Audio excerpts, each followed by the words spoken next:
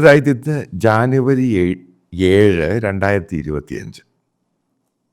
ഇന്നേക്ക് 10 കൊല്ലങ്ങൾക്ക് മുമ്പാണ് ലോകത്തെ ഞെടുക്കിയ ഒരു അറ്റാക്ക് ഉണ്ടാകുന്നത് പാരീസിൽ.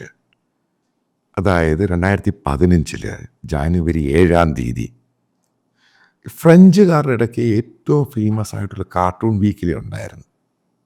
അതിൻ്റെ പേര് ഫ്രഞ്ച് പേരാണ് ഷാർലെ ഹൊബേ. ഞാൻ ഈ ഓഫീസിൽ പിന്നീട് ഞാൻ ഫ്രാൻസിൽ പോയപ്പം ഞാൻ ഇവിടുത്തെ ഈ അക്രമം എല്ലാം കഴിഞ്ഞിട്ട് ഓഫീസിൽ പോയിട്ടുണ്ട്. അവിടെ അന്ന് വർക്ക് ചെയ്യുന്ന 1-2 കാർട്ടൂണിസ്റ്റുകളായിട്ട് പരിചയം ഉണ്ടാക്കിയിട്ടുണ്ട്. കാരണം ഇത് നേരിട്ട് എനിക്കറിയാവുന്നൊരു ഇഷ്യൂ ആയി സംഭവം. ഇപ്പോൾ 2015 ജാനുവരി ഈ സംഭവം നടക്കും, 7 സംഭവം നടക്കുമ്പോൾ അപ്പോൾ ആ വർഷങ്ങളിൽ ഞാൻ തെഹൽക്കയുടെ മാനേജിങ് എഡിറ്ററാണ്.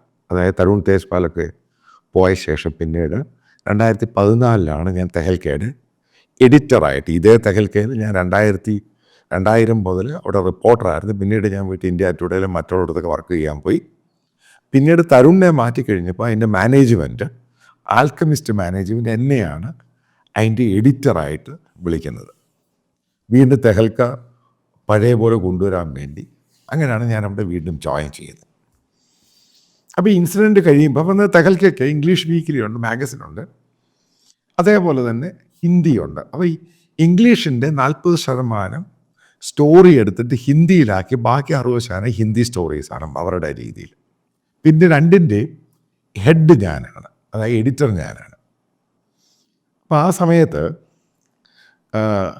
അപ്പോൾ ഞങ്ങൾക്ക് 2 പെൺകുട്ടികൾ ആ സമയത്ത് വർക്ക് ചെയ്യുന്നുണ്ട്. അതായത് ഇംഗ്ലീഷ് സ്റ്റോറി ഹിന്ദിയിലോട്ടാക്കാൻ വേണ്ടി ട്രാൻസ്ലേറ്റ് ചെയ്യാൻ. അപ്പോൾ അതിലൊരു പെൺകുട്ടി അവധിയാണ്, മറ്റൊരു പെൺകുട്ടി, കാരണം ഇത്രേ സ്റ്റോറിയേ ഉള്ളൂ, അത് 2 പേരും മതി. കാരണം ഇത്ര സ്റ്റോറി വരുന്നത് അതിൻ്റെ അകത്ത് 3-4 സ്റ്റോറി മാത്രം ട്രാൻസ്ലേറ്റ് ചെയ്തിട്ട് ഹിന്ദിയിലോട്ടാക്കുക, പിന്നീട് അതൊരു എഡിറ്റ് ചെയ്തിട്ട് അവരെ കയറ്റിക്കുള്ളൂ. അപ്പോൾ അതിലൊരു പെൺകുട്ടി ഈ മുസ്ലിം പെൺകുട്ടിയായിരുന്നു. അപ്പോൾ അവർ ഈ ജയ്പൂർ ആ ഭാഗത്ത് രാജസ്ഥാനിൽ നിന്ന് വന്ന് ഡൽഹിയിൽ താമസിക്കുകയും അപ്പോൾ സിവിൽ സർവീസിന് അപ്പിയർ ചെയ്യാൻ വേണ്ടി അവിടെ അതിൻ്റെ കോച്ചിങ്ങിനും പോകുന്നുണ്ട്. അപ്പോൾ അതിൻ്റെ ജോലിയുടെ ഭാഗമായിട്ട്, കാരണം അവർക്ക് എനിക്ക് തോന്നുന്നു അവർക്കന്ന് ഞാൻ ഏകദേശം 30,000 രൂപ സാലറി കൊടുക്കുമായിരുന്നു ആ പെൺകുട്ടിക്ക്. കാരണം നല്ലപോലെ ട്രാൻസ്ലേറ്റ് ചെയ്യും, കുറച്ച് അറിവുള്ള പെൺകുട്ടി, മുസ്ലിം പെൺകുട്ടിയായത്. പിന്നെ അത് പറയുന്നതിന് ഒരു കാര്യം കൂടെ പറയാം. എനിക്ക് തോന്നുന്നു ഞാൻ വളരെയധികം മുസ്ലിം ചെറുപ്പക്കാർക്കും പെൺകുട്ടികൾക്കും, ഞാൻ ഈ സീനിയർ പോസ്റ്റിലിരിക്കുകയാണ്, അപ്പോൾ ഞാൻ അവർക്ക് ജോലി കൊടുത്തിട്ടുണ്ട്. അതിൻ്റെ കാരണം ഞാൻ പറയാം. ഞാൻ ഹിന്ദി ചാനലും ഇംഗ്ലീഷ് ചാനലും ഒക്കെ വർക്ക് ചെയ്തപ്പം എനിക്കറിയാവുന്ന വസ്തുതയുണ്ട്. ഡൽഹിക്കകത്ത് ഈ പറയുന്ന ഹിന്ദിയിലും ഇംഗ്ലീഷിലും ഇവിടെ ഒന്നും മുസ്ലിം കാൻഡിഡേറ്റ്സിനെ അങ്ങനെ എടുക്കത്തില്ല. അറിയാമല്ലോ സംഭവം, അവരെടുക്കാറില്ല. അപ്പം അതിൻ്റെ പേരിൽ ഞാൻ എന്തോ ചെയ്തു, ഞാനിപ്പോൾ എഡിറ്ററായിട്ടിരിക്കുമ്പോൾ പലയിടത്തും ചാനലിലാണെങ്കിലും ന്യൂസ് പേപ്പറാണെങ്കിലും മാഗസിനാണെങ്കിലും എൻ്റെ അടുത്ത്, കാരണം എല്ലാവർക്കും അറിയാം, ഞാൻ പല ആൾക്കാർക്കും അറിയാം, പല പൊളിറ്റീഷ്യൻസിനൊക്കെ അറിയാം, എനിക്കങ്ങനെ ഈ പറയുന്ന പോലെ കാസ്റ്റ് ഗീസ്റ്റും അതൊന്നും ഞാൻ നോക്കുന്ന ഒരാളൊന്നുമല്ല. ഇപ്പം ഞാൻ ഏറ്റവും കൂടുതൽ വേണമെങ്കിൽ നിങ്ങൾക്ക് പറയും, മുസ്ലിംസിന് ഏറ്റവും കൂടുതൽ ഡൽഹി സർക്കിളിൽ എഡിറ്റോറിയലിനകത്ത് ചാൻസ് കൊടുത്ത ഒരാളാണ് ഞാൻ. കാരണം JNU എന്നൊക്കെ പഠിച്ചു കഴിഞ്ഞാൽ ഇവർക്ക് എവിടെയും കിട്ടുന്നില്ല, മറ്റുള്ളവർക്കെല്ലാം ജോലി കിട്ടും. അപ്പോൾ അതുപോലെ സിവിൽ സർവീസിനൊക്കെ പഠിക്കാൻ വരുന്നവരുണ്ട് ഡൽഹിയിൽ. അപ്പോൾ അത് കഴിഞ്ഞിട്ട് അത് കിട്ടാതെ വരുമ്പോൾ അവിടുത്തെ ഓപ്ഷൻ എന്ന് പറയുന്ന ജേർണലിസമാണ് അധികം പേര് പോകുന്നത്. ചിലപ്പോൾ 1, 2, 3 വർഷം അവിടെ ജോലി ചെയ്യും, അതിനുശേഷം വേറെ നല്ല ജോലിയൊക്കെ കിട്ടിക്കഴിഞ്ഞാൽ അങ്ങോട്ടൊക്കെ പോകും. അങ്ങനെ ഒരു കൊടുത്ത ഒരാളാണ്. എനിക്ക് ഒത്തിരി പേരുണ്ട്, പല ആൾക്കാരും നല്ല പോസ്റ്റിലുണ്ട് ഡൽഹിയിൽ, പല ചാനലിൽ. ചില ആൾക്കാരെ വിട്ടിട്ട് പലരും സിവിൽ സർവീസൊക്കെ കിട്ടി പോയവരുണ്ട്. അപ്പോൾ അങ്ങനെ ഈ പെൺകുട്ടി അവിടെ ജോലി ചെയ്യുന്ന സമയം, ഈ പെൺകുട്ടിയെ ഞാനല്ല എടുത്തത് കേട്ടോ, നേരത്തെ തരുൺ തേജ്പാലാണ് ആ പെൺകുട്ടിയെ റിക്രൂട്ട് ചെയ്തത്. അപ്പോൾ ആ സമയത്ത് ഈ പെൺകുട്ടി പറഞ്ഞ് ഈ സ്റ്റോറി വായിച്ച് നോക്കിയിട്ട് എൻ്റെ എക്സിക്യൂട്ടീവ് എഡിറ്റർ ഉണ്ടായിരുന്നു ശർമ്മയോട് പറഞ്ഞു അവൾക്ക് ഇത് ട്രാൻസ്ലേറ്റ് ചെയ്യാനും ഈ സ്റ്റോറി ചെയ്യാനും പറ്റത്തില്ലെന്ന് പറഞ്ഞു. ഞാനിപ്പം എഡിറ്റോറിയൽ മീറ്റിംഗ് കഴിഞ്ഞിട്ട് പോയിട്ടാണ് ഈ പുള്ളി എനിക്ക് മെയിൽ അയക്കുന്നത്, ഈ പെൺകുട്ടിക്ക് ഇത് ചെയ്യാൻ വയ്യ, മറ്റേ പെൺകുട്ടി അവധിയാണ്, എന്ത് ചെയ്യുമെന്ന് ചോദിച്ചു. ഞാൻ പറഞ്ഞു ഒറ്റ തീരുമാനം പറ, അവളോട് പറ റിസൈൻ ചെയ്ത് പോയിക്കോളാം, നാളെ പോലെ ഇവിടെ വരണ്ടെന്ന് പറയാൻ പറഞ്ഞു. കാരണം ഞാൻ അവിടെ ഫ്ലെക്സിബിൾ ആയി കഴിഞ്ഞാൽ, അപ്പം അന്ന് ഏകദേശം ഹിന്ദിയിലും ഇംഗ്ലീഷിലും ആയിട്ട് ഏകദേശം 150 സ്റ്റാഫുണ്ട്. ഞാൻ ഫ്ലെക്സിബിൾ ആയി കഴിഞ്ഞ പിന്നെ നാളെ മുതൽ ഈ പറയുന്ന മറ്റു പലരും ഇപ്പോൾ BJP-യെ പറ്റിയോ മറ്റുള്ളവരെ പറ്റി ഒരു മതത്തെ പറ്റി സ്റ്റോറി ചെയ്യാൻ എന്നെ കൂടെ പറ്റത്തില്ല. ഞാൻ എന്ത് ചെയ്യും? മനസ്സിലാക്കുക സംഭവം. ഞാനോട് പറഞ്ഞു put the paper and go, you leave from office promise right now. ആ മെസ്സേജ് കൊടുത്തു, പോയിക്കോളാൻ പറഞ്ഞു വിട്ട്. അപ്പോൾ അതുമായിട്ട് ബന്ധപ്പെട്ട് എനിക്കിപ്പോൾ ഇത് എൻ്റെ ഒരു പേഴ്സണൽ എക്സ്പീരിയൻസ് ആണ്. ഞാൻ എഡിറ്റോറിയൽ വർക്ക് ചെയ്യുമ്പോൾ അപ്പോൾ ഈ പറയുന്ന ഇൻസിഡൻറ്റ് നിങ്ങൾക്കറിയാം. അതായത് ഷാർലെ ഹൊബെ എന്ന് പറയുന്നതിൻ്റെ അകത്ത് പ്രൊഫറ്റ് മുഹമ്മദിൻ്റെ ഒരു കാർട്ടൂൺ അപ്പിയർ ചെയ്യുന്നു. അതുമായിട്ട് ബന്ധപ്പെട്ട് അവിടെ പ്രതിഷേധമുണ്ടാകുന്നു, ഫ്രാൻസിലെ വലിയ ഇഷ്യൂ ആകുന്നു.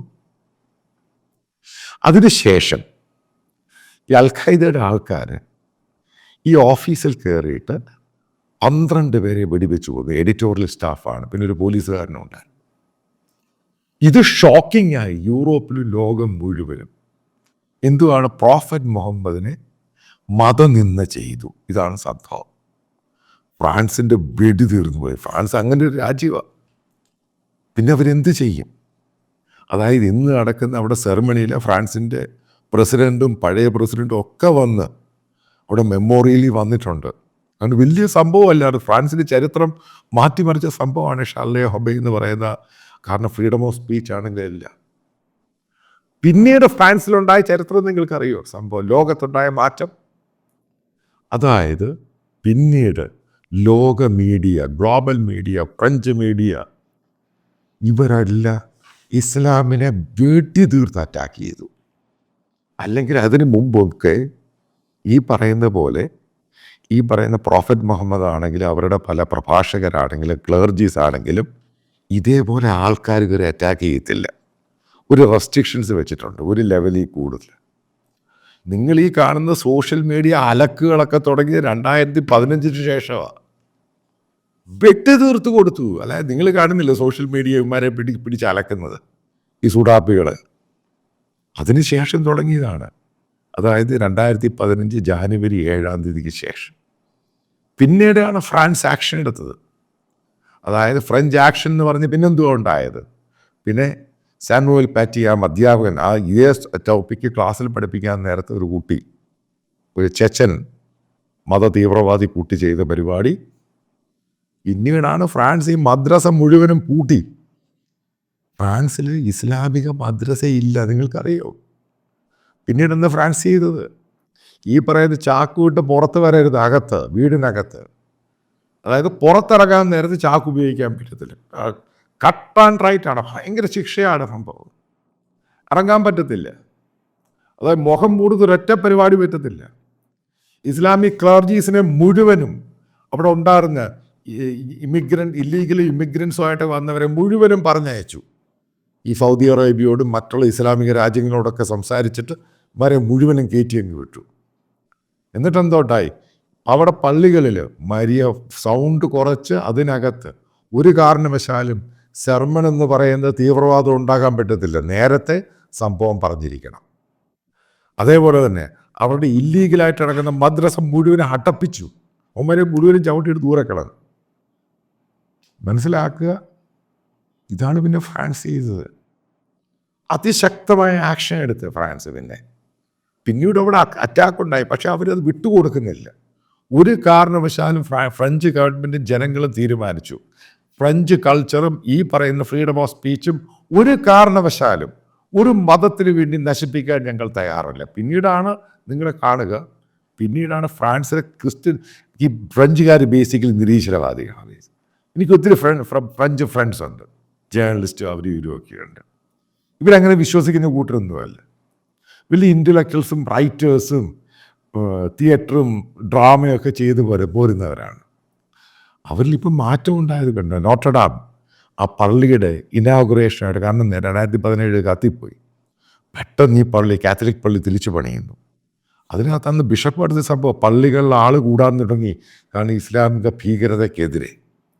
ഇതൊക്കെ ഇതിന് ശേഷം ഉണ്ടായതും. അതായത് ഗ്ലോബലി മാറ്റം ഉണ്ടായി ഇവർക്കെതിരെ. കാരണം മുസ്ലിം പൊളിറ്റിക്കൽ ഇസ്ലാമിനത് ഇതേപോലെ അറ്റാക്ക് സോഷ്യൽ മീഡിയനെ, അതേപോലെ മീഡിയ, അതായത് ന്യൂസ് പേപ്പർ. നിങ്ങളിപ്പോൾ ന്യൂസ് പേപ്പർ എടുക്കുക, അതായത് ഗ്ലോബൽ ന്യൂസ് പേപ്പർ എടുക്കുക, അതിൻ്റെ 20% വാർത്ത മുഴുവനും ഇസ്ലാമിനെതിരെയാണ്, ഇസ്ലാമിക രാജ്യങ്ങൾക്കെതിരെയാണ്. നേരത്തെ ഇങ്ങനെ ഇല്ലായിരുന്നു. കാരണം ഞാൻ മീഡിയയുമായിട്ട് വർക്ക് ചെയ്യുന്നയാളാണ്. ഇനി 20-30% ഒരു ഇൻ്റർനാഷണൽ ന്യൂസ് പേപ്പറിൻ്റെ പേജ് മാറ്റി വെച്ചേക്കുന്നത് ഈ സംഭവങ്ങൾ കാരണം ആൾക്കാർക്ക് വായിക്കാൻ താല്പര്യമുണ്ട്. കാരണം എന്താണ് നടക്കുക? കാരണം ഇതിനെ ഒതുക്കിയേ മതിയാവും. അതിനു വേണ്ടി മാക്സിമമായിട്ട് ഇതിനെ കവറേജ് കൊടുക്കുക. ഇത് എഡിറ്റോറിയൽ പോളിസിയായി മാറി. അതിൻ്റെ ഭാഗമായി മനസ്സിലാക്കുക. അതിൻ്റെ ഭാഗം അന്നുണ്ടായ ഇതിൻ്റെ ഭാഗമായിട്ടാണ് ഈ ഫ്രാൻസിലുണ്ടായ സംഭവമാണ് ഡിജിറ്റൽ. കാരണം ഇവർക്കെതിരെ എഴുതി അടിക്കുന്ന സംഭവം ഇത് ഇറാനിൽ കയറി പോയത്. കാരണം ഇഷ്ടംപോലെ ഈ ഇറാനിയൻസ് ഫ്രാൻസിലുണ്ട്. അതിൽ കൂടി ഇതങ്ങ് കയറി, ലോകം മുഴുവനും കയറി. പിന്നീടാണ് ഈ പറയുന്ന ഹിജാബിനെതിരെയുള്ള പ്രശ്നങ്ങളൊക്കെ ഉണ്ടായി വരുന്നത്. അതായത് ഇസ്ലാമിനെ ആൾക്കാരെ തിരസ്കരിക്കാൻ തുടങ്ങി. അപ്പം ഞാൻ നേരത്തെ ഖത്തർ വേൾഡ് കപ്പുമായിട്ട് ബന്ധപ്പെട്ട് പറഞ്ഞു കഴിഞ്ഞപ്പോൾ കുറച്ച് സുഡാപ്പുകൾ ഇപ്പോൾ എൻ്റെ താഴെ വന്ന് എഴുതാറുണ്ട്. ഞാനത് വായിക്കാറുണ്ട്. ഞാൻ പറഞ്ഞില്ലേ, ഖത്തർ വേൾഡ് കപ്പ് എന്ന് ചോദിച്ചാൽ ഇസ്ലാമിനെ തുറന്ന് കാണിച്ചു. കാരണം ഈ ഗ്ലോബലായിട്ട് ആൾക്കാർക്ക് അറിയത്തില്ല. തുറന്ന് കാണിക്കുന്നതുകൊണ്ട് ഇസ്ലാം തീർന്നു പോയി. പിന്നെ ഇതാണെന്ന് പിടികിട്ടും. കാരണം സോഷ്യൽ മീഡിയയിലും മറ്റുള്ള മീഡിയയിലും ഇസ്ലാമിനെതിരെ അറ്റാക്ക് നടക്കുക. അത് തുറന്ന് കാണിച്ചു കഴിയുമ്പോൾ സംഭവം അതോടുകൂടെ അങ്ങ് തീർന്നു. ഇതാണ് ബേസിക്കലി ഉണ്ടായത്. അതായത് ഈ 10 വർഷം മുമ്പാണ് ഷാർലെ ഹൊബെ എന്ന് ആ സംഭവത്തിലുണ്ടായ സംഭവമാണ് സ്പാർക്ക് ചെയ്ത് ഇസ്ലാമിനെ ലോക ശത്രുക്കൾ എന്ന രീതിയിൽ ലോകം മാറ്റിയെടുത്തു. കൂടുതൽ അല്ലെങ്കിൽ നമ്മൾ യൂറോപ്പിൻ്റെ ഹിസ്റ്ററി പഠിക്കുകയാണെങ്കിൽ അവരൊരു കാരണവശാലും ഇസ്ലാമിക രാജ്യങ്ങൾക്കെതിരെയോ അറേബ്യൻ രാജ്യങ്ങളിൽ നിന്ന് വരുന്നവർക്ക് എതിരെ ആയിരുന്നില്ല. പിന്നീട് അവരെ ചിന്തിപ്പിച്ച് മാറ്റി. അതാണ് ഈ യൂറോപ്പിൽ മുഴുവനും സംഭവിച്ചത്. അതിൻ്റെ റിയൽ എഫക്റ്റ് സ്റ്റാർട്ട് ചെയ്യുന്നത് ഈ 2010 ഷാർലെ ഹൊബെയാണ്. അതേപോലെ തന്നെ ഇസ്ലാമിനെ അറ്റാക്ക് ചെയ്യാനും അവരുടെ ലീഡേഴ്സിനെയും എക്സ്പോസ് ചെയ്യാനും എന്താണ് ഇസ്ലാം എന്ന്, എന്താണ് ഖുർആൻ പറയുന്നത്, അതിനൊക്കെ തുടക്കം കുറിച്ച് 2015 ഈ ജാനുവരി 7 കഴിഞ്ഞ ശേഷമാണ്. അതാണ് ഇന്ത്യയിലും നടക്കുന്നത്, അതാണ് കേരളത്തിലും നടക്കുന്നത്. അത് കേൾക്കുമ്പോഴാണ് സുഡാപ്പികൾക്ക് ചൊറിച്ചിൽ. അതിന് എനിക്കൊന്നും പറയാനൊന്നുമില്ല. കാരണം നിന്നെ ഓപ്പൺ ചെയ്തും എക്സ്പോസ് ചെയ്തും നീ തന്നെയാണ്. അതിന് നീ അനുഭവിച്ചേ മതിയാവത്തുള്ളൂ.